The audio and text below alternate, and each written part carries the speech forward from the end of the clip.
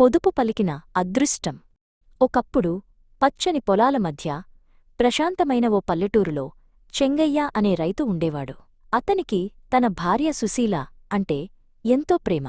వారిద్దరూ కష్టపడి పనిచేసేవారు, సంతోషంగా జీవించేవారు. కొంతకాలానికి వారికి లిఖిత అనే ముద్దుల కుమార్తె జన్మించింది.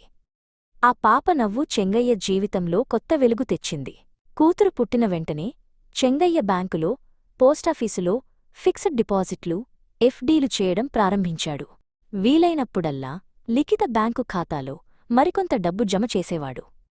ఆ తరువాత వారికి రోహిత్ అనే కొడుకు కూడా పుట్టాడు. చెంగయ్య తన కొడుకు కోసం కూడా కొంత డబ్బును ప్రత్యేకంగా దాచడం మొదలుపెట్టాడు. పిల్లలు అల్లరిగా ఆడుకుంటూ పెరిగారు.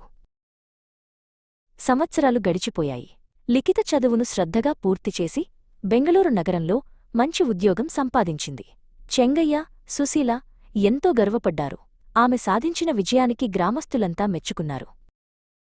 ఒక బంధువు ద్వారా లిఖితకు బెంగళూరులోనే పనిచేసే అబ్బాయితో వివాహ ప్రతిపాదన వచ్చింది. ఆ అబ్బాయి తల్లిదండ్రులు కూడా పల్లెటూరులోనే ఉంటారు. చెంగయ్య చాలా జాగ్రత్తగా అన్ని విషయాలు విచారించి వివరాలు తెలుసుకున్నాడు.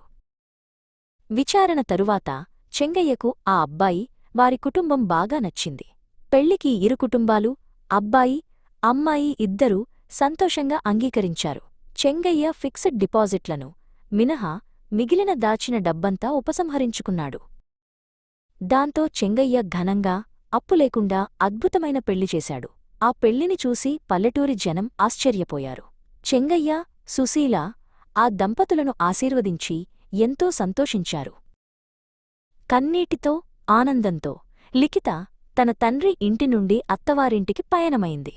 ఆమె ప్రయాణాన్ని చూస్తూ చెంగయ్య చాలా గర్వంగా కన్నీళ్లు ఆపుకుంటూ నిలబడ్డాడు.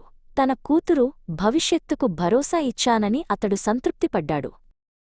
కొంతకాలం తర్వాత లిఖిత, ఆమె భర్త బెంగళూరులో స్థిరపడ్డారు. సమయం దొరికినప్పుడల్లా ఇద్దరూ అత్తమామలను, అమ్మానాన్నలను పలకరించడానికి వస్తూ పోతూ ఉండేవారు. చెంగయ్య దంపతుల ముందుచూపును గ్రామమంతా ప్రశంసించింది. ఇప్పుడు చెంగయ్య చాలా సంతోషంగా ఉన్నాడు. తన ఇద్దరు పిల్లల జీవితాలను చక్కగా తీర్చిదిద్దగలిగాడు. తన మిగిలిన జీవితానికి ఎవరిపైనా ఆధారపడకుండా చిన్న మొత్తాన్ని కూడా దాచుకోగలిగాడు. కష్టే ఫలి.